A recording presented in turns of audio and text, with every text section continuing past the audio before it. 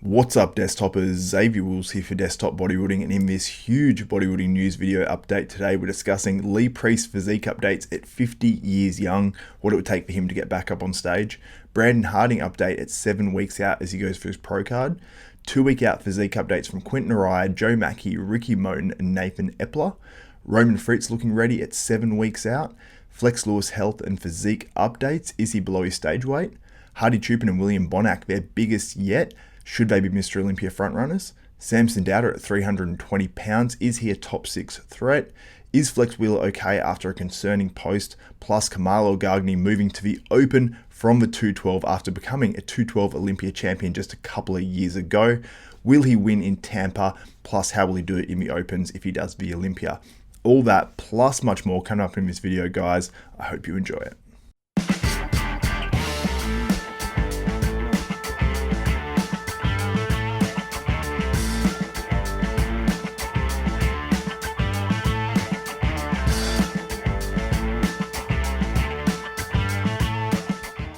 What's up, Desktopers? Now, before I get into this one, I want to encourage you guys, if you guys like and appreciate this content, please give the video a thumbs up, smash that like button. Also, if you're not subscribed yet, subscribe, hit the notification bell button. That way you'll be notified of every video that goes up from myself, Xavier Wills at Desktop Bodybuilding, including our all new podcast, Bodybuilding University, with myself, Martin Fitzwater, Brett Wilkin, and Nathan Diasha.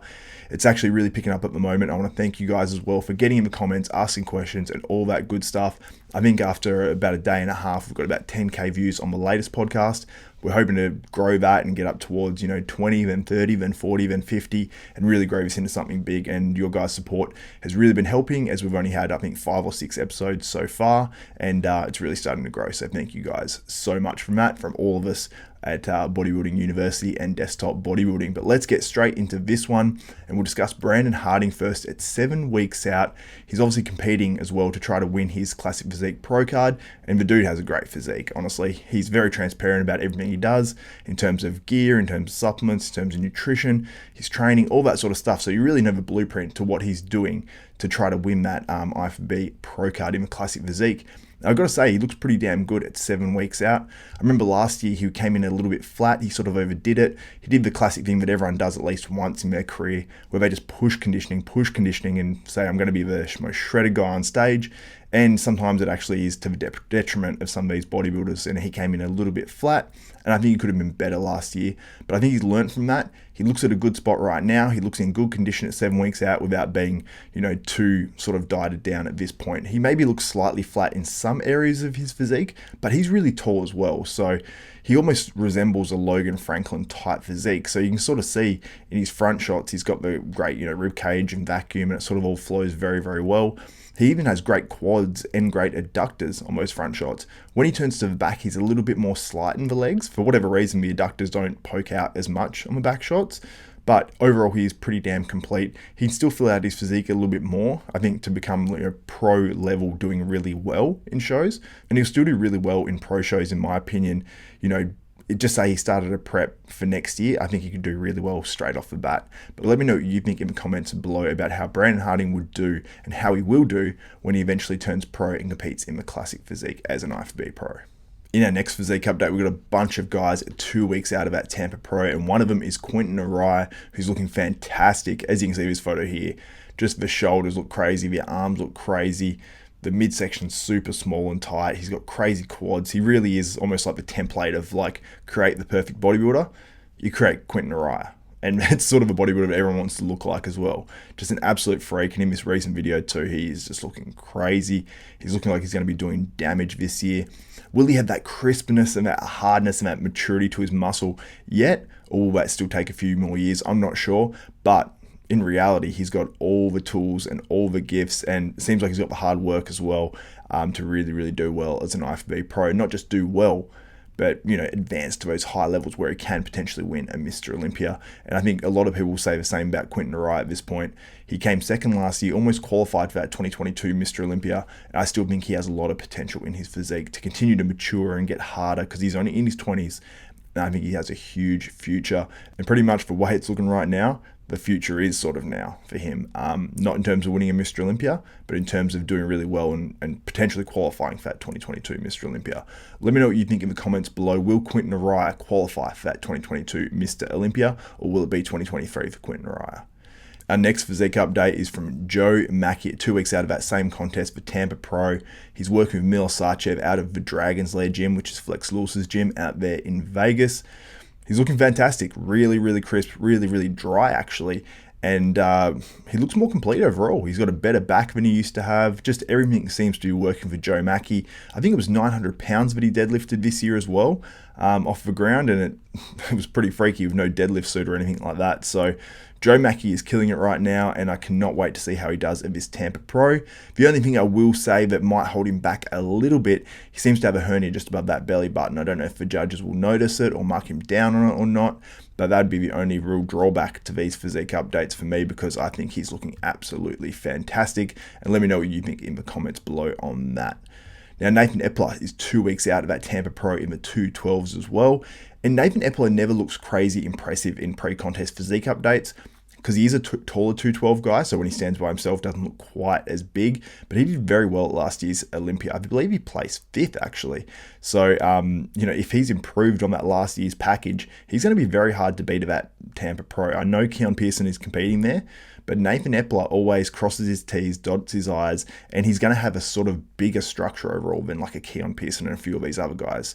Granted, Keon will be very hard to beat, but if Keon does beat him, that's a real statement move. And there's other good guys doing that contest as well. I believe Kerith Badjo is doing it, who's looking fantastic, his best ever as well. And he's a very, very good bodybuilder that's made it to that 212 Olympia stage too. So it's not going to be an easy win for any of these guys, whoever is to win that Tampa Pro in the 212s or in the Open as well. And I'm super excited for that.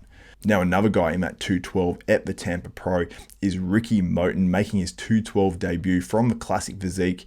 And he looks like basically how he looked in the Classic Physique, except jacked up, which is exactly what I wanted to see. His waist is as tight as ever, which I love to see as well. When guys pack on muscle, if their waists go as well, I'm sort of far less impressed. His waist is the same or tighter than it used to be. So credit to Rickey Moten, credit to Dorian Hamilton, who preps him as well. I believe he's training out of Pure Muscle and Fitness there, and very, very impressed. And when you compare him to how he looked in Classic, he's almost got more aesthetic. So he's actually got more Classic while he's gone to 212. So cannot wait to see how Rickey Moten does in the 212s, and hopefully have a reward that really crazy structure and V-taper and, well, that X-frame really on Rickey Moten. But let me know how you think Rickey Moten will do in the 212 straight off the bat in Tampa. Now, Roman Fritz has posted this, and based off his past physique updates and the dates, and when he said he was 9 weeks out or slightly less, or maybe less, or something like that, he said a couple of weeks ago, that would put him at 7 weeks out now. And it's a different physique update because it's in different lighting, which I like to see as well, because it gives you a better idea if what we're seeing from the last physique updates is actually real. And it appears to be so. So he's looking really, really good. And Roman, really, his physique is sort of like his legs, completely complete. They look really grainy, really hard. There's nothing missing from the waist down. On the upper body, he's slightly flatter, slightly smaller, but I just love his shape. I think, he will get out-muscled by some guys, and he will get beaten by certain guys. But his physique is so good, and his conditioning comes in so good as well. If he can keep enough fullness in that upper body and just come in ultra shredded, pose really, really well like he does, I think that he can knock off guys that are bigger than him, and very, very impressed with his most recent physique update. If he can just, like I said, just really fill out, carb up very, very hard for his contest. I know he's got a crazy fast metabolism, which has probably hurt him a little bit in the past. I think he'll do very, very well. I think the conditioning alone will automatically put him in like a top 5 in just about any show. And then just depending how full he is and how complete he is, head to toe, and how he looks next to other bodybuilders as well, will sort of, I suppose, dictate how it plays out. And obviously it depends who shows up as well. But I think Roman's a guy that can definitely get to the Olympia. He just has to hit the right show and really probably just highlight other people's weaknesses, to be honest. Like if he comes against a guy that's, in good condition and he's a pretty big bodybuilder, I think Roman can be in ultra condition and then just sort of show a go like that up. But let me know what you think. Will Roman Fritz qualify for the Olympia either this year or next year, and how do you think he'll do overall? Now, Flex Lewis has given us a physique and a health update as well, which is cool to see. So he posted up this photo. I was a little bit disappointed it was so far out, but we zoomed in and got to see how he looks a little bit, and he's looking fantastic.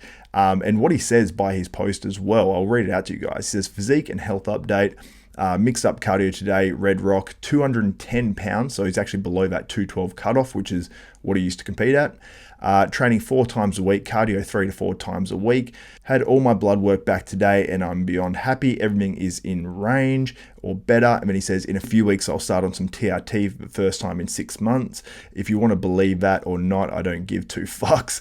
I've been training since 12. If my physique went to shit in 6 months, being off, I'd be doing something terribly wrong in my 26 years of training. Truth. So I believe that Flex Lewis has been off. No reason to say that or not. I think he just puts that in there that if you want to believe it or not, I don't give a fuck, is because basically there will be people underneath that photo that will be talking shit, because naturally people can't keep a physique like that or even get to a physique like that while taking stuff. If he's come off for 6 months and isn't taking anything, and presumably his levels will go reasonably low, then, you know, people are obviously going to feel bad about themselves and then talk crap. But Flex Lewis is a complete, genetic freak, and he worked very hard. Like he said, 26 years of training has definitely paid off. Now, another guy who would have been great to see him go head-to-head with Flex Lewis back in the day, and he's actually just on Flex Lewis's podcast as well as a call-in guest, and that's Lee Priest, looking at sane at the age of 50. These recent physique updates, actually wearing one of James Hollingshead's t-shirts there.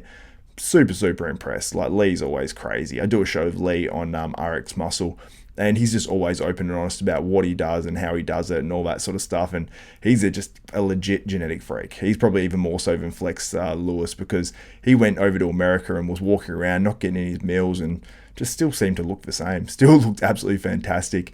And I think, like Flex Lewis said, so many years of training, you don't just lose that muscle easily. And obviously when Lee started to gain, the large amount of muscle back, because he, downsized it a little bit. He was still big and muscular and still had huge arms. But now he looks, that much better. I think that, came back so quick because obviously the genetics, and also he had that muscle for so long. He competed as an IFBB pro for many, many years. Never seemed to get really small. Yeah, he got off season back in the day and didn't take stuff and all that, but he still trained, and he always trained, and he never really took that time off. So Lee Priest looking fantastic. And what he actually said recently on RX Muscle, I think it was, is he said that if there's a Masters Olympia 50 plus, he might make a comeback and do that. So let me know what you think in the comments below. If they bring back the Masters Olympia, what would you like to see it at? 40 plus, 45 plus, 50 plus, or would you like to see separate categories, like a 40 plus or a 45 plus, then a 50 plus, and then like maybe, I don't know, a 60 plus? I know I've heard people say that, maybe it's not a good idea to bring back the Masters Olympia because it encourages older guys to, ramp things up and take stuff and maybe put their health at risk. But I think honestly, if it's done like how Lee's doing it now, where he's staying really lean and even gotten leaner than he was, in some ways, some parts of it would be healthier, but maybe cutting down for a competition might push it obviously towards that unhealthy stage. But let me know what you think in the comments below. Now, Samson Dauda posted up this 320 pounds physique update, looking so much more filled out than his physique used to look. And Samson's a tall dude with a big structure, so he really needs to get super heavy, and he needs to be super heavy on stage. So this is about 20 pounds up on what he was last year, I believe, or maybe he's got up to about 305 pounds. So just say it's 15 to 20 pounds up. He's going to be dangerous at the Olympia. Honestly, like if he comes in ultra shredded while still maintaining a large level of fullness, which Milos has been able to do with Samson. I mean, at the Arnold Classic, he sort of exceeded everyone's expectations. I think he came third, which, I think people are sort of even forgetting now going into this Mr. Olympia. And he's going to do very, very well, in my opinion. I think he's going to be a contender for that top 6. I know a lot of people say this guy's going to be top 6, and this guy's going to be top 6, and this guy's going to be top 6. There's only 6 in top 6. Nathan D'Asher said it on a recent Bodybuilding University podcast. But the way he's looking now, he can push for it, no doubt. And obviously, he's going to be head-to-head with Nathan D'Asher as well. And it's going to be interesting to see who comes out as UK's top bodybuilder at that 2022 Mr. Olympia. Let me know who you think it will be. Will it be Nathan D'Asher? Will it be Samson Dauda? Or will James Hollingshead qualify and get in there? And will it be him? Let me know what you think in the comments below on that. Now, our next physique update is from Hadi Choopan, who's looking absolutely enormous in his most recent physique update and in pretty damn good conditioning. Now, after last year's Olympia, Hani Rambot asked what the judges what they wanted. They said they wanted Hadi bigger. Seems like that's actually happening. This most recent physique update, he's looking very, very good. I think this is the biggest I've actually ever seen Hadi. I know I've seen him big or close to this, but I think he's bigger than ever. I think he's looking very, very good.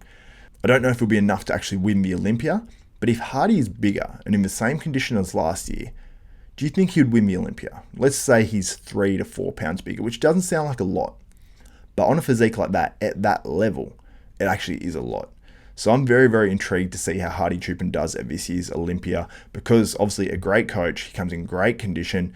Really, the only thing you can say that could hold him back potentially is those delts, because that was obviously a thing of, controversy at last year's Mr Olympia. And, I think that, Hadi and probably Hani as well didn't like the fact that it was actually pointed out by certain bodybuilding channels, mine, RX Muscle, a whole bunch of other ones as well. But it's something that's there, it's something you need to critique, and whether it's something that he can actually sort out or not, I don't know. But overall, Hadi Choopan looking fantastic in that most recent physique update. Now, another guy who's contending for that 2022 Mr Olympia title, and we sort of forget about him a little bit until we see a few physique updates, and that's William Bonac, looking his biggest ever. And by the sounds of it, he didn't even know he could get this big. So he says, I'm sitting at 21 weeks out of Mr Olympia 2022, weighing 119.5 kilograms. Yes, not pounds, but kilograms, which is over 260 pounds for you guys as well. Never in my wildest dreams did I think it was even possible to reach that kind of weight of muscles with my length of 5'7". So obviously it means his height there as well. And he said, I'm still eating clean with once a week cheat, no issues with feeling bloated or heavily breathing unless I try to run. So as you can see in his most recent physique updates, he obviously put the proof up there of 119.5 kilograms. He's just looking so much thicker. And when you compare him to last year's Mr Olympia, to the Arnold Classic, and to these most recent physique updates, I'm honestly thinking that William Bonac could be at his best as well. So if we see a Hadi Choopan at his best of all time, we see a William Bonac at his best of all time, can either of these guys win the 2022 Mr Olympia? Now, I think William Bonac would be the biggest surprise, because I think he placed 6th at last year's Olympia, and he was sort of regressing a little bit.